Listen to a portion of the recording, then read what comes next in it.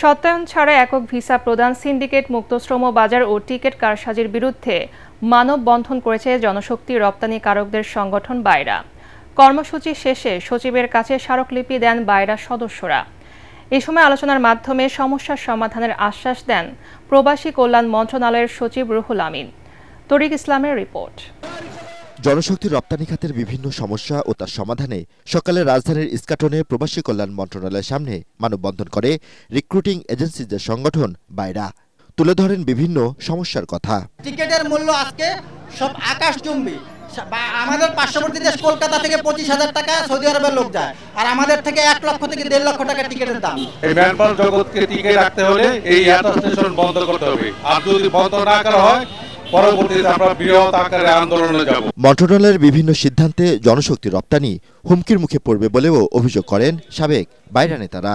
আরএমজিকে গলা টিপে হত্যা করা হয়েছে। একই প্রক্রিয়াতে আন্তর্জাতিক চক্র আমাদের অসাধারণ নিয়ে আমাদের এই সেক্টরটা বন্ধ করার চেষ্টা করা হচ্ছে। বহির্বিশ্বের সাথে যে প্রতিযোগিতা করে আমাদের ম্যানপাওয়ার এক্সপোর্ট করতে হয় কিংবা মাইগ্রেশন করতে হয়, সেইটার জন্য আমাদের সহজীকরণ করা দরকার। আজকে যেই ধরনের এক্সপেরিমেন্ট আমাদের সেক্টরকে নিয়ে করা হচ্ছে, এতে আমরা বিদেশে আমাদের কর্মী চাহিদা হারাচ্ছি।